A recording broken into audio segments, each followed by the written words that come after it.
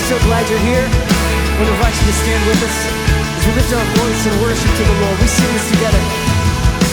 Closer, you are closer, and we can feel you moving everything.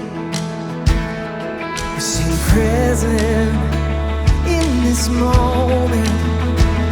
Together we believe. We sing here and now. Your kingdom lives here and now in our midst. Here and now. Your kingdom lives here and now. Here and now. You lead us here, Lord, in this place.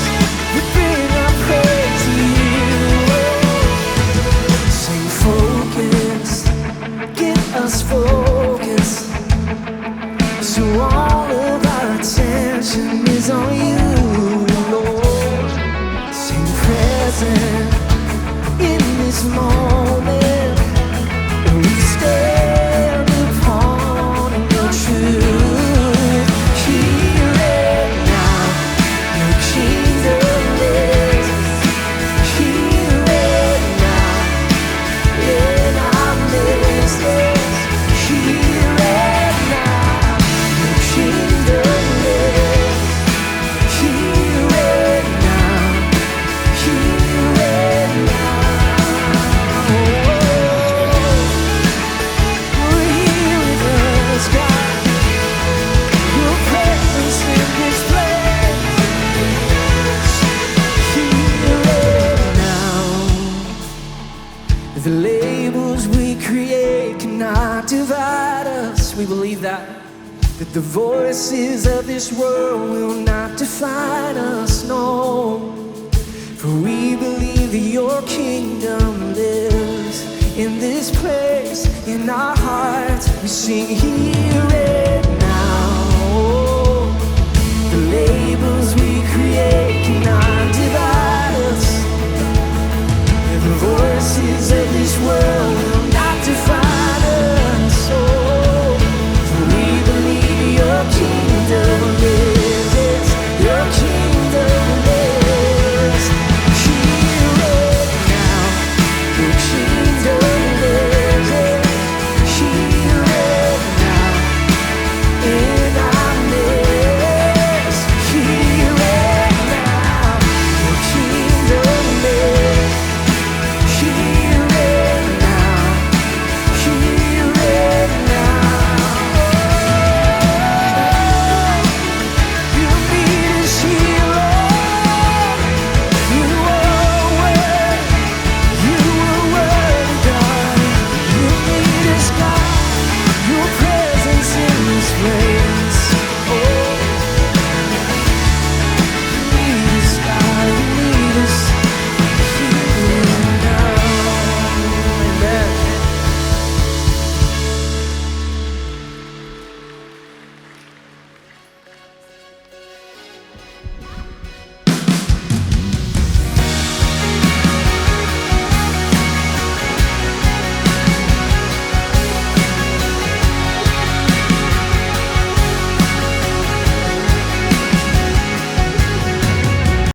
What became light in the beginning? When your voice called out in stillness, and the world was dark and void. The sound of hopelessness retreating as your whisper fills creation, telling wonders of your love. You speak and there is healing. You speak and dead bones rise. You speak and it moves mountains. You speak and there is life. Oh, you set the world in motion. Oh, you taught the stars to shine. Oh,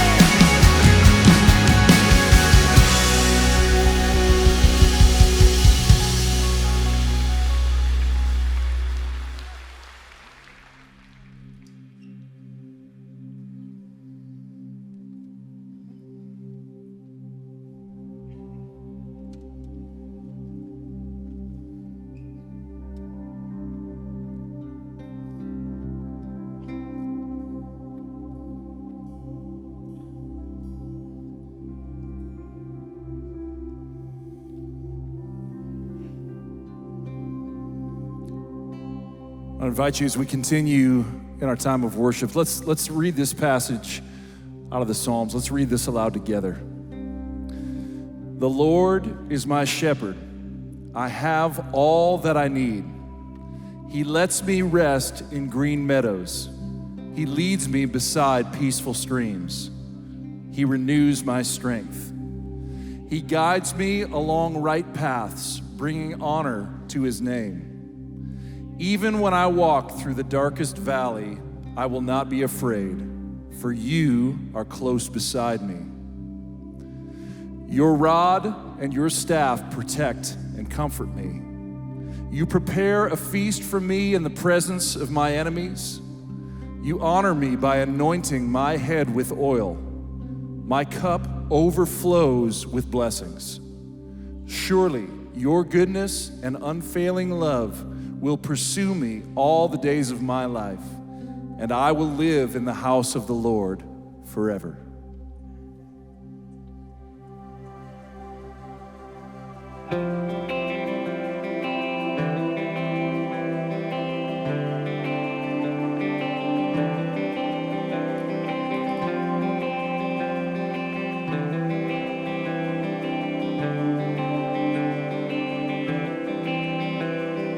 Peace like a river flowing freely to the sea.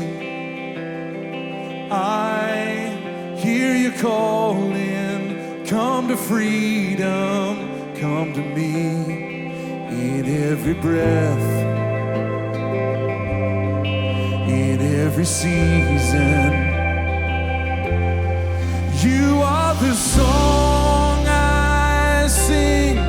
You are the air I breathe. I know that all good things come from you, God. Open my eyes to see your mercy in everything. I know that all good things come from you. From you, God. Oh, like the sunrise every morning, you are calling me to life. Come out of hiding, come out of darkness, come and step into the light. A new day is dawning, come see the beauty.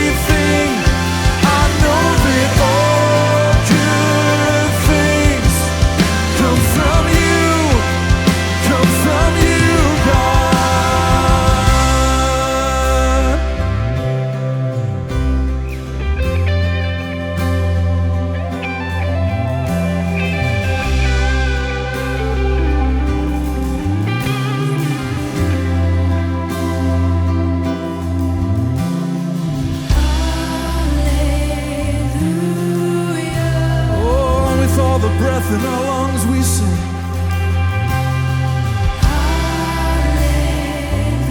Hallelujah. Every season of life we walk through.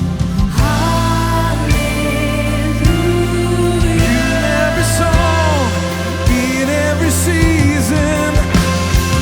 Hallelujah. You are the song. You are the reason I'm singing.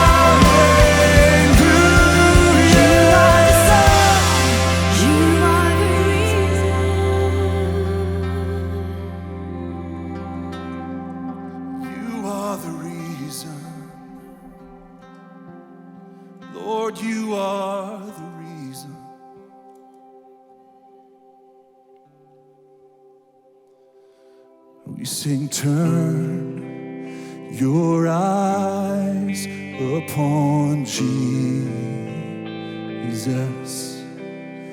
Look full in his wonderful face, and the things of earth will grow strangely dim in the light of his glory and grace. We'll sing this chorus one more time. All across this room, lift it up, come on. Turn your eyes upon Jesus. Look full in his wonderful face,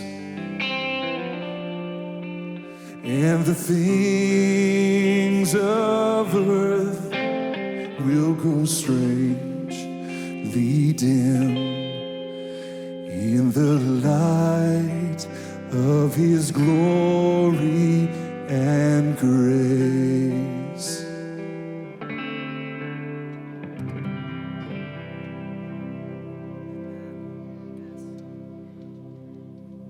Amen. It's good. Good. Thank you all for joining in this evening. You can take a seat at this time. Well, good afternoon, CCV. My name is Leo, and I'm one of the pastors here. Thank you so much for spending part of your weekend with us. But before we continue, I want to make sure that we honor a very special group of people in this room. This last Thursday, we observed Veterans Day. And if you're here today and you're a veteran, we just want to say thank you so much for your service and your sacrifice to this country. We want to honor you.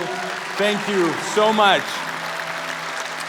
Thank you so much. It's such an honor to be here with you. One of the songs that we sang today is called Good Things, and the song tells us that all good things come from God.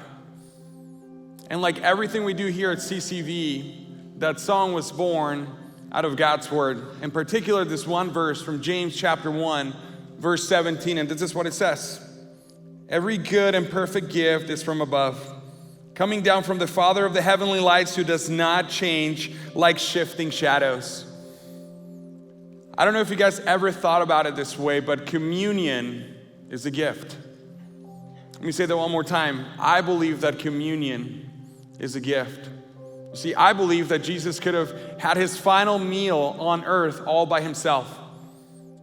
He could have eaten the bread, drank the wine, but instead, he invited his disciples. And now, he invites his church, and he invites you and me to join him at his table. So as we take communion today, we remember the sacrifice and the love that he showed us on that cross.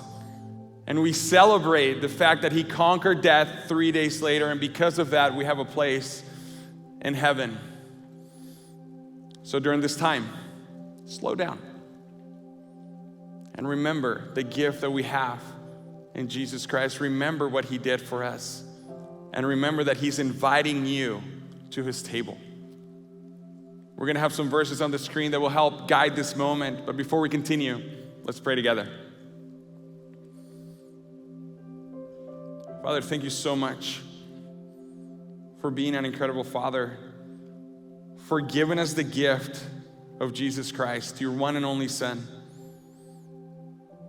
Father, during this time, we remember what he did on the cross for us, and we celebrate that he conquered death.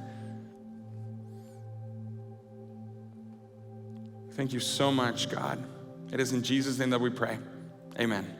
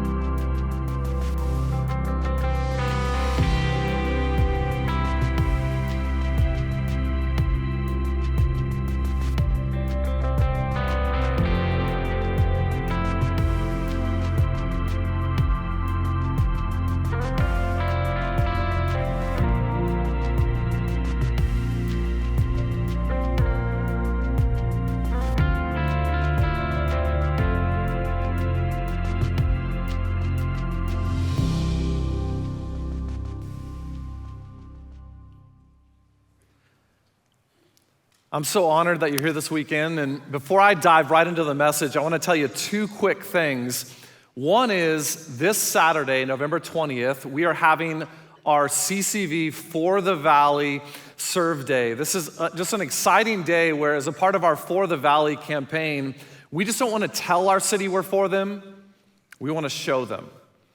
And you may be able to show someone you love them so much when you just serve them. And so our CCV groups have hundreds and hundreds of service projects all across our city that you can join in with to actually just serve. And it might be, cleaning up a community park. It might be serving a neighbor. It might be feeding the homeless. I mean, there's hundreds of projects. And again, it might just be an hour or two of your time this Sunday morning, but you may affect someone for eternity. So I want to challenge every person in our church to sign up and serve. If you haven't yet, you can get on our CCV mobile app or our website, ccv.church/serve day, and we're going to go see God move big this Saturday as we go out and serve. The second thing I want to let you know about is next weekend, I'm going to kick off a brand new series called 276. And you might think, what's 276? You got to show up next weekend to find out, all right? And it's going to be a great experience and a series to invite a friend with, so I hope you'll do that. But today, we're just wrapping up this series we've been in called the Ruthless Elimination of Hurry. And as anybody else felt like God's just been speaking to you through this series, and anybody else out there feel that way? I know I have, and it's just been a powerful series. The story goes that it was over a century ago that a group of missionaries landed in the continent of Africa. And their job was to go deep into the jungles of the Congo to share Jesus with people that had never heard him before. And so they're so anxious to do it. And so, just driven to do it, that when they landed, they needed to find some guides and some porters to carry their supplies and show them the way. So they did. And as they took off, it's like every day they got more frustrated with their guides because they wanted to push the pace faster and the guides just weren't keeping up with them. So they pushed them faster every single day. One day, after about a week of traveling, the guides, when they woke up, wouldn't even move. They became frustrated. They begged them, we have to go, we have to go, we have to go, and the guides wouldn't move 1 inch. So finally, through a translator, they asked, why won't they move? And the guides said back, we're not moving because you're moving too fast, and we need our souls to catch up with our bodies. I love that story because it describes where so many of us are today. It describes where I'm at as a pastor so many times. Week 1 of this series, I brought this chair on stage because I just wanted you to know that as we've been walking through this series, I'm with you. I'm sitting with you. I'm wrestling with hurry as much as anybody. In fact, I would say very transparently that so many times I feel like I'm doing the work of God, I'm being productive, but I feel like my soul is like somewhere back there, trying to catch up. And I know so many of you can relate with that because you've been telling me throughout this series. I mean, the feedback's just been overwhelming from email and social media and people I'm catching on the streets, just saying, you don't know how much this series has impacted me. And I want to let you know again what's on the line with this series. It really is our soul. So many times we look at our lives and we're frustrated with where we're at, not only in our faith, but in a marriage, or in our singleness, or with our mental health, or with our career. And we like to point our fingers at everybody else, and maybe it's this world that's at fault. Yet I think we have to look internally today. And I want to start today by just giving you one big thought for you to wrestle with. And here's what I believe. I believe the greatest threat to your growth in any area of your life isn't an evil world. I mean, it's an issue. Our world is falling away from Jesus more and more, but it's not the biggest issue. You know what the issue is, I think, really? It's our distracted soul.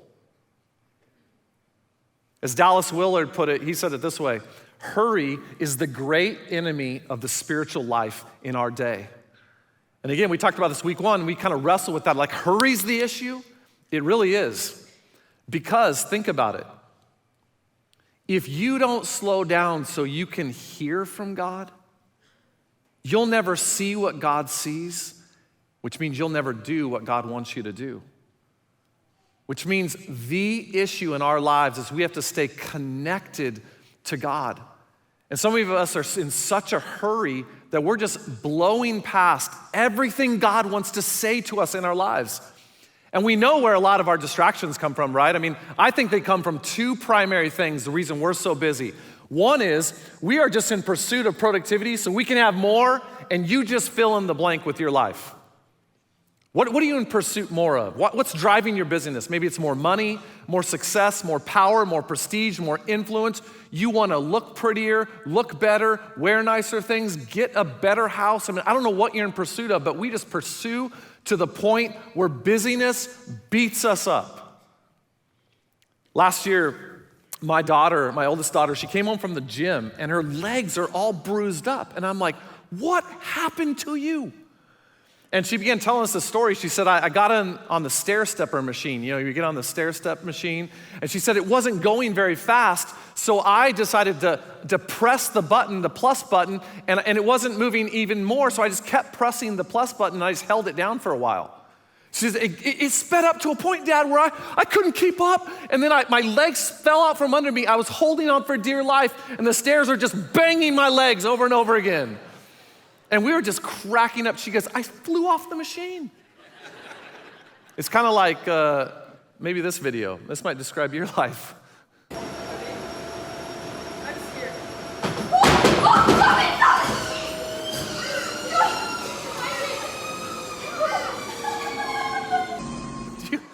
Do you hear her legs just like, I mean, that's some of our lives. It describes our lives. We're on a treadmill and we can't even keep up, right?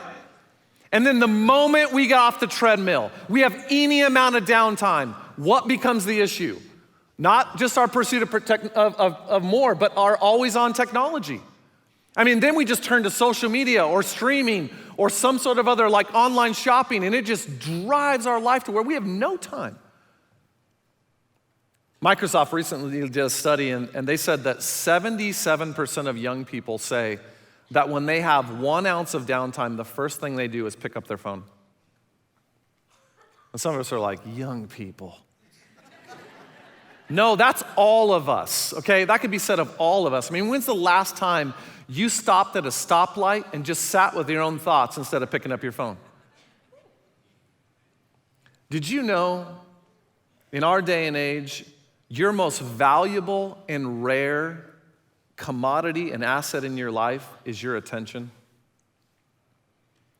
You wanna know why? Because everyone's after your attention. Everyone. Every business and company knows to get your money, they can only get your money if and only if they first get your attention. Think about that. That's why I love what John Mark Comer said in his book. He said, do you know when you buy a phone, it doesn't actually work for you? Sure, you pay for it, but the phone in almost every app you have works for a multi-million-dollar corporation that has one job: to get your attention so they can sell something to you or sell your data to someone else. In other words, when you buy a phone, you are not the customer.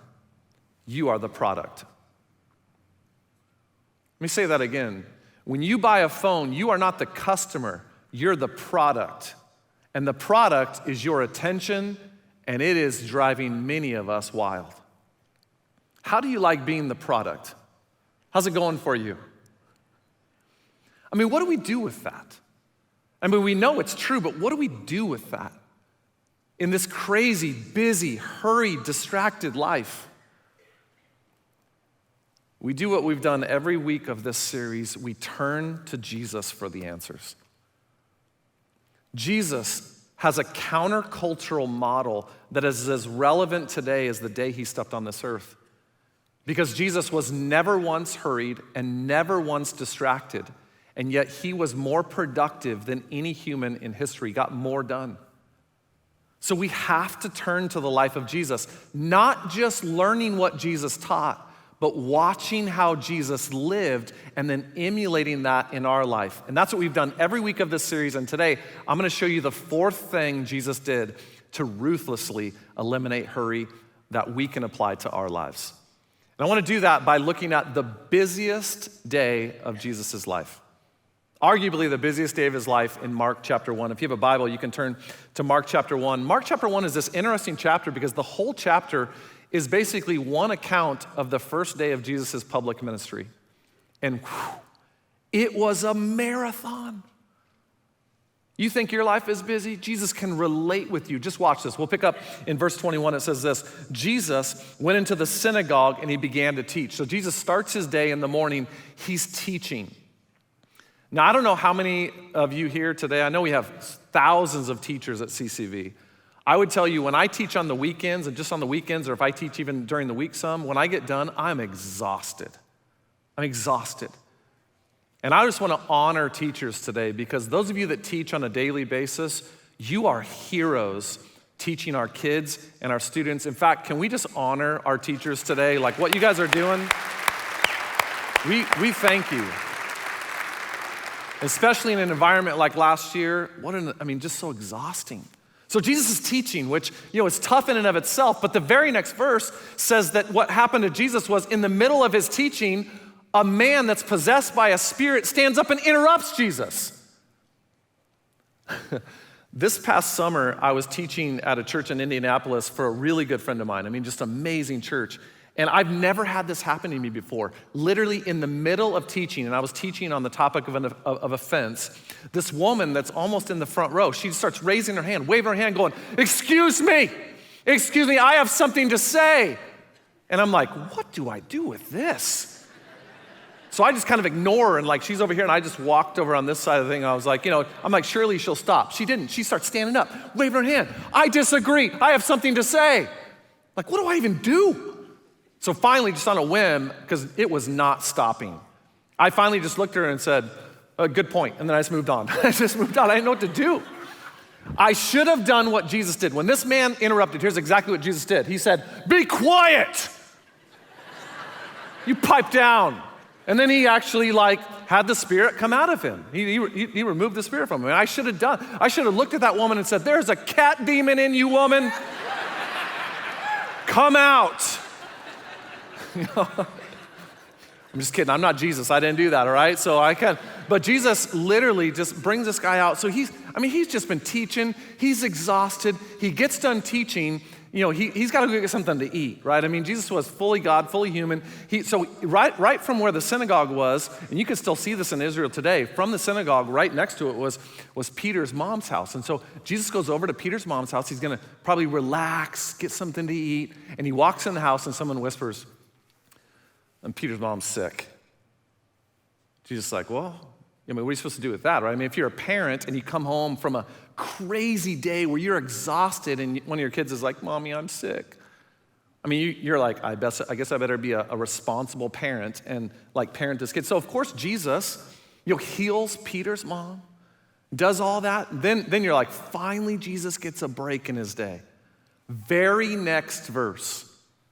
Right? People are amazed. He's teaching like crazy. Very next verse. That evening after sunset, the people brought to Jesus all the sick and demon-possessed. The whole town gathered at his door. Just picture your life today. You walk home from the busiest day of your life, and the whole town shows up at your door knocking on your door. One after another. You talk about a crazy day. So what's Jesus do? Jesus stays probably into the night, healing and loving people.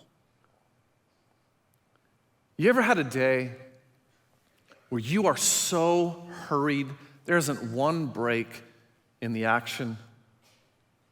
What do you do with that? Jesus gives us the model. In the very next verse, we see the play that Jesus runs that we're supposed to run in our life. Verse 35. Very early in the morning the next day, while it was still dark, Jesus got up, left the house, and went off to a solitary place where he prayed. Jesus, in the midst of all the craziness, decides the most important thing he can do is spend solitude and time with his Father. Isn't it interesting that the play Jesus runs is almost the exact opposite of the play many of us run when we have our most hurried, busy times in life. I mean, what do we do when we're busy? We decide to sleep in. We decide to go work out because I need to go get a workout in.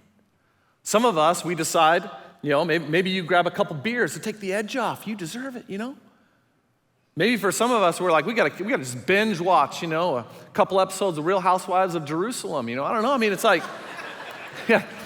Jesus could have chose so many things in the midst of his busyness, and yet the one thing he role models is quiet time with God to recharge and refill. And this isn't the only example. I just showed you from the first day of his public ministry. This happens over and over and over again in Jesus' ministry. I'll just show you a couple more examples. Later in Mark chapter 6, it says, Jesus and the disciples had a day where they were so busy, none of them were able to eat. People were coming and going, and they didn't even have a chance to eat. You ever had a day where you've had to skip meals? That's how busy you are? Every parent, yes. Every CEO today, of course you have. I mean, I've come home from work on several occasions. Jamie's like, what'd you have for lunch? I'm like, I didn't even have time to eat. She's like, what? I'm like, I didn't have time to eat. I mean, what do you do with that? What does Jesus do? He goes on. Jesus said to him, come with me by yourselves to a quiet place and get some rest. Just spend time with me, Jesus. So they went away by themselves in a boat to a solitary place. This was the play. In the book of Luke, no less than 9 times do we see Jesus do this exact same thing, get away in solitude, just to spend time with his Father. When you see something repeated that many times, you should take note. This was so significant in Jesus' life. He did it every single day. Now watch this. It's one of my favorite passages when it comes to Jesus, what he did on a regular daily basis. Watch what Luke 22 says. I want you to say the bold out loud with me. Ready? Jesus went out, say it out loud, as usual. As usual, what did Jesus do? He went to the Mount of Olives. If you read on, he was just getting alone to spend time with God. And then watch what his followers did. And his disciples followed Jesus' example. Jesus, the most effective leader in all of history, what did he do in the midst of all the busy, all the hurry? Here's what he did. Jesus models for us the remedy for our hurried, distracted lives is a daily, quiet time with God. Daily. Now, the word quiet time is something we've used a little bit throughout our culture. The biblical word for this would just be solitude. And solitude sometimes gets a bad rap because we think maybe solitude's bad, but let me just say this to clarify. Solitude does not mean isolation. Solitude and isolation are worlds apart and completely different. Solitude is all about relationships. It's relational. In other words, we are spending time with us and God. It's a relationship. We're spending time with God, and we're being filled up and energized by God. That's what happens when you spend solitude with God. What is isolation? Isolation is lonely. You fill your time with everything but God in your isolation. You put people away, and you just fill your mind with social media, streaming, whatever. And when you do that, you put a target on your back with your enemy. A target on your back. In fact, I would say to some of you,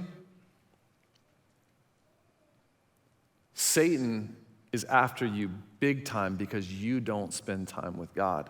And you've opened yourself up to his influence. Do you ever feel disconnected from God? Could it be the issue is not God's absence in your life, but your absence from spending time with God? And some of you want to push back and you're like, but I go to church. Sometimes. And every time you're here, don't you walk away filled? You're spending time with God and you're with God's people. But that's 1 day out of 7. What about the other 6 days of the week? You can't drink water 1 day and then complain on the other 6 days that you're thirsty. Jesus modeled for us the one thing we need to do every single day is just have some quiet time with God. Us and God, spending time with God, reconnecting with God. Because why? You can't connect with God if you're not spending time with God, and if you're not connecting with Him, you can't hear from Him. If you don't hear from Him, you're not seeing how God sees, and you're not doing what God wants to do. And that's why many of you, your marriages, your mental health, your life seems to not be going the way it is because you're not connecting with God on a daily basis the way Jesus modeled for us.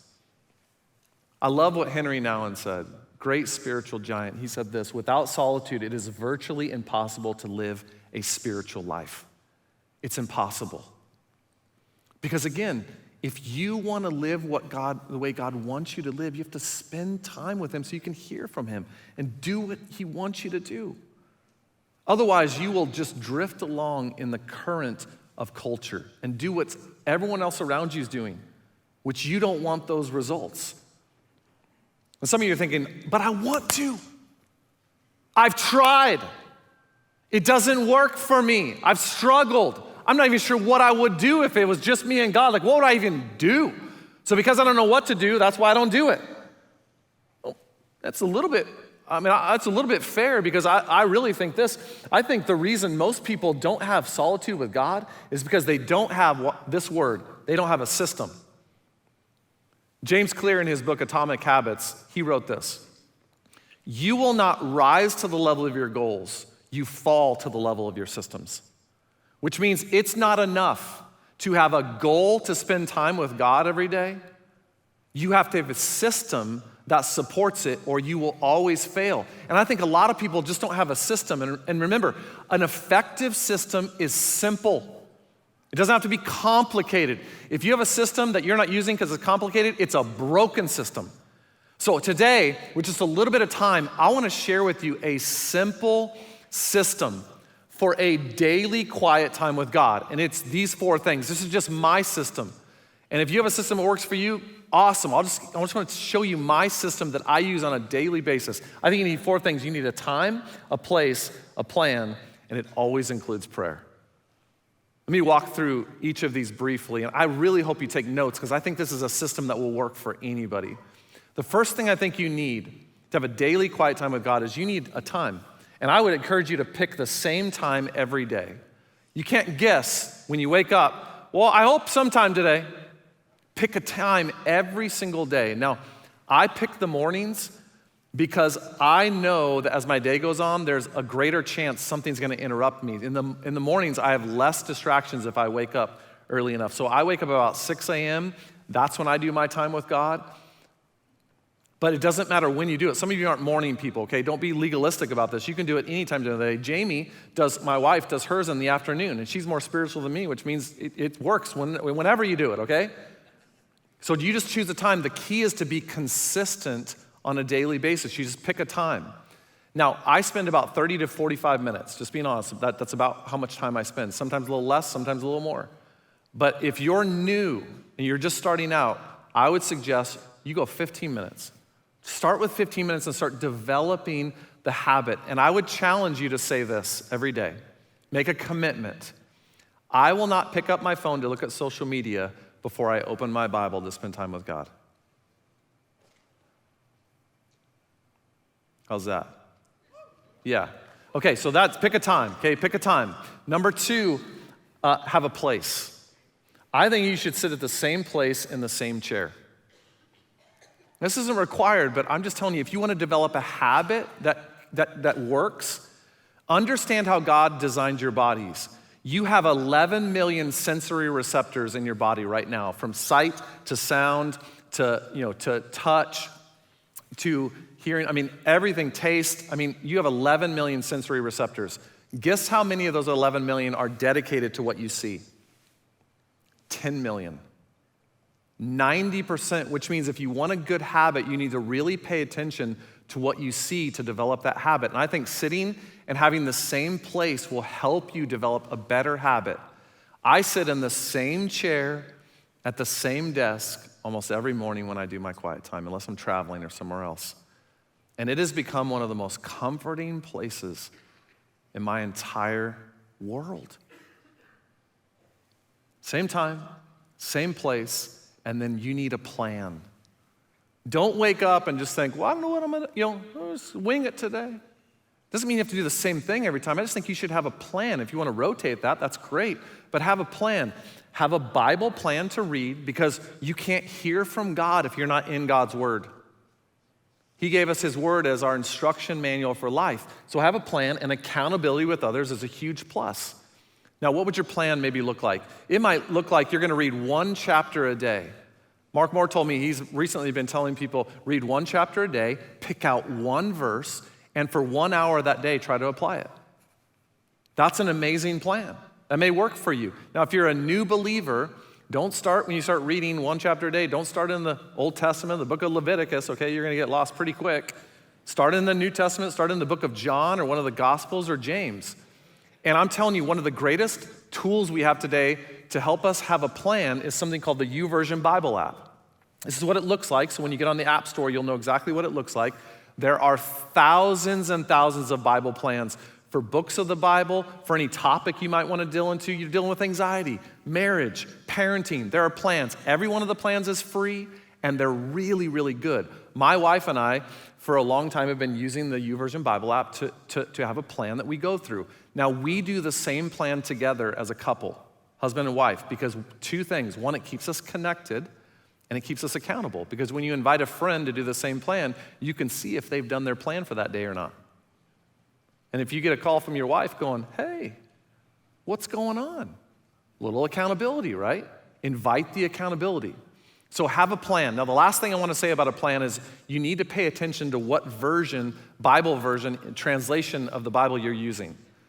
I think when you get on the YouVersion Bible app, I think the default is the King James Version. Some of you have a King James Version from way back in the day. And if you like the King James Version, read it. But please understand it was written in 1611 for the King of England, and it's written in Old English, and it is unbelievably hard to understand sometimes and read, because it's written in Old English. We don't use it anymore. Most of us don't talk that way. For example, you might read an updated English version of the Bible. It might say something like this: Mother, I'm hungry. Like, that's clear. The King James Version might say something like this: Henceforth let it be known unto thee, birth giver, that mine belly is emptiness. I'm sorry, that accent's lame. I know, it's super lame. I'm just saying, we don't even talk this way anymore, so it's just, now, here's what's crazy. It's saying the same thing. People get all wrapped up. They're like, oh, the Bible translations are so different. You got to do this one. No, they're actually, most of them are usually pretty good. But just pick a version that you can actually make sure you understand. I recommend 3. There's others. It's the 3 I recommend. I recommend the New International Version, NIV, the New Living Translation, the NLT, or the ESV, which is the English Standard Version. I think all of them are great translations of the Bible, really, really good. For most people, the NIV will be your best bet. It's also the one that we teach from on the weekends the most. So that's just, when you pick a plan, just make sure you're paying attention to that so that you're not getting into it and you're in the King James Version going like, who is this written to, 1611. All right, so you pick a time, you pick a place, you have a plan, and then what do you need? It always includes prayer. Always includes prayer. Listen, when you're reading God's word, you want to listen to what God's telling you through his word. And people overcomplicate prayer. Prayer is just a conversation with God. You don't need to talk in certain flowery language to God. You can talk to God. But a conversation is 2 ways.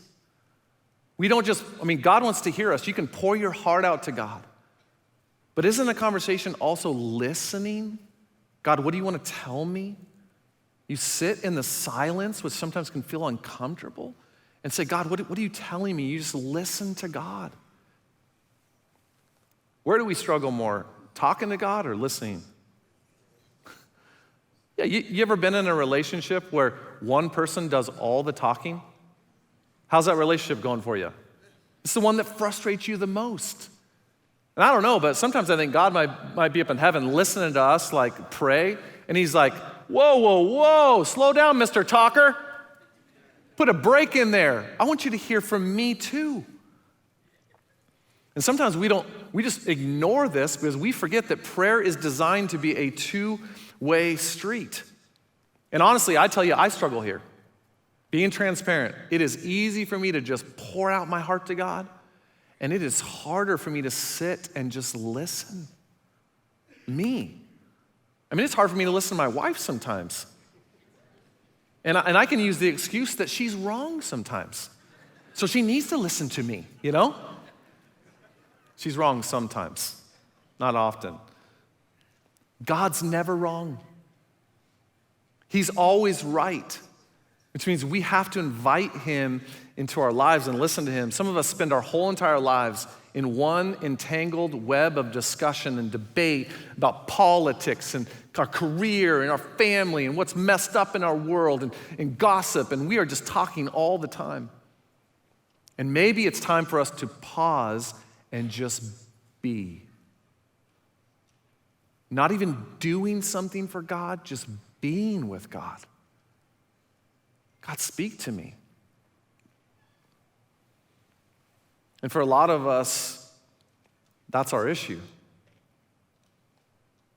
We're not hearing from God because we're not even listening to God. And the issue is the noise of our modern world is making us deaf to the voice of God. We listen to everything else from news sources to TV to social media, and we won't even sit with God. No wonder we're deaf to what he's saying. Remember, the greatest risk of your growth, especially in your faith, isn't this evil world. It's our distracted soul as we push God away. And I want to get deep with us for just a minute and just speak to maybe someone here today. Do you know why it's so hard for some of us to sit with God in silence and just listen?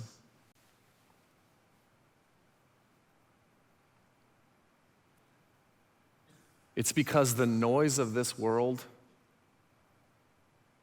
and the buzz we get from either a drink or a substance, it allows us to drown out facing what's really going on in our lives and who we are. See, we like to say, I'm not spending time with God because I'm just busy. That's a cop-out, and it's not true. You will make time for what's most important. The issue for so many of us is that we feel like if we got silent before God and it was quiet, that God may peer into the recesses of our lives and he would see all the sin, all the shame, all the things we regret. So our busyness is a way to hide from God.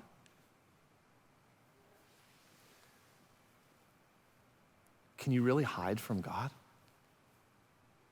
No, and listen, you don't need to. Because if you would sit in silence with a God who loves you deeper than you could ever imagine, you wouldn't experience shame. You'd experience his love to come and heal you and make you new. But you have to sit in the silence and the discomfort sometimes of facing what's really going on in our lives. And that's why some of us don't do it. So I'm challenging you to begin to put this into practice. Why? Because our job as Christians is to be a follower of Jesus, is to become more like Jesus. You can't become more like Jesus if you don't have more of him, more time with him. John Knox was an amazing man of God and a preacher, and he was once called before Mary, the queen of the Scots, and she had a murderous temper. She was known to just execute people on the spot. And he had about 10 minutes with her, and people warned him, don't say the wrong thing. She could kill you. She could kill you. And John looked at those people and he said these famous words, why would I worry spending 10 minutes with the queen when I just spend an hour with my King. And that's the strength some of us are missing. And I would tell you personally in my own life, the thing that makes me strong, to stand strong in this world when this world wants me to fall, is my daily time with God. So I'm just challenging you today to put this into practice in your life, to have a time, a place, a plan, and a prayer. And today I want to do an exercise to just let you feel the power of being silent in God's presence. I'm going to read a passage of scripture, and I'm going to ask every eye and every head to just close your eyes and bow your head today across every campus. Just no looking around. It's going to be a little awkward because I'm going to give you a little silence, but I want you to hear these words from God, and I'm going to ask you a question to just ponder. Matthew chapter 11. Are you tired? Are you worn out? Are you burned out on religion? Come to me. Get away with me and you'll recover your life. I'll show you how to take a real rest. Do you need a real rest in your heart, in your soul, in your life?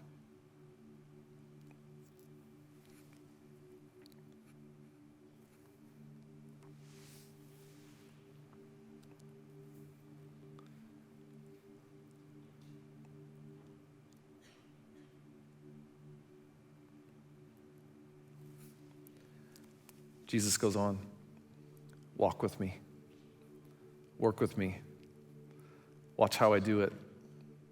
Learn the unforced rhythms of grace. I won't lay anything heavy or ill-fitting on you. If you'll keep company with me, and you'll learn to live freely and lightly. Can I ask, do you have a regular time with Jesus? A regular time.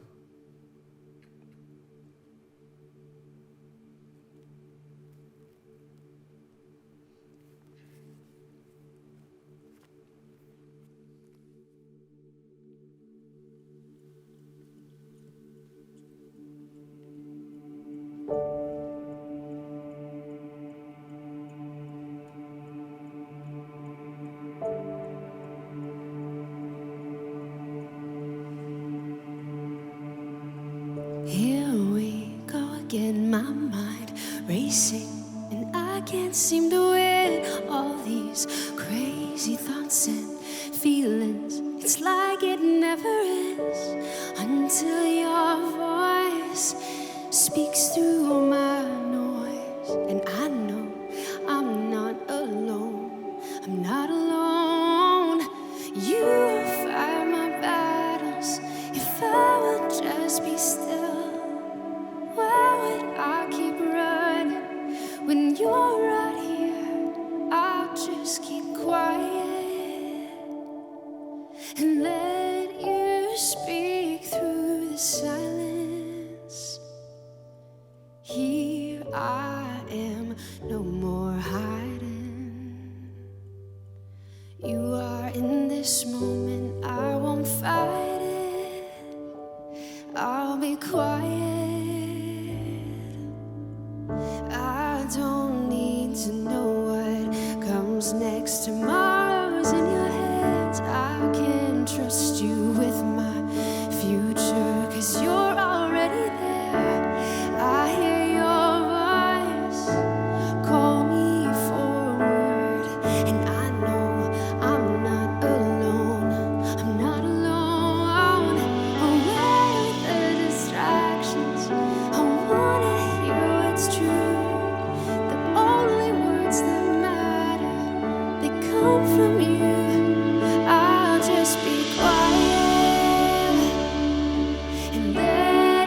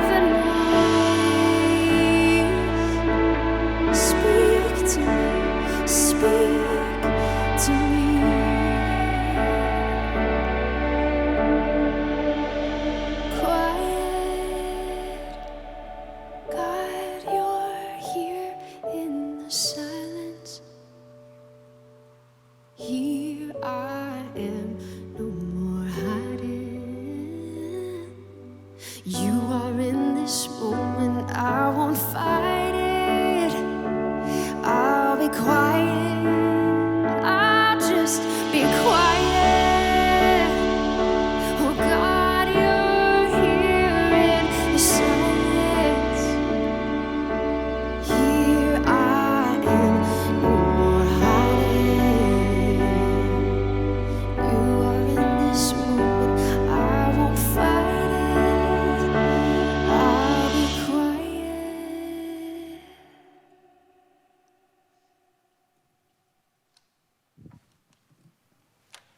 It's good, yeah.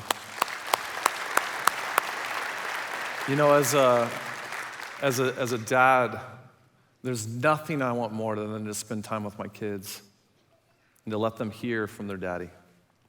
And you have a God who's dying to spend time with you. And the challenge today is don't let today go by before you sit down and you develop a time, a place, have a plan, have some accountability, and then just begin to develop that rhythm of prayer, listening to God.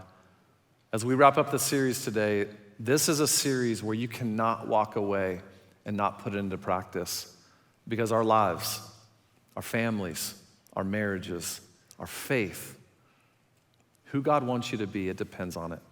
So I want to close in prayer today and pray for all of us that we just apply this to our lives. Father, thank you for the modeling you did of how you removed hurry, and yet you were unbelievably productive. And I pray for the man or woman here today that knows they just need more time with you on a regular basis every single day. Would you convict them to put that into place and develop that habit and to watch you transform our lives? In Jesus' name, amen. Have a great week, CCV.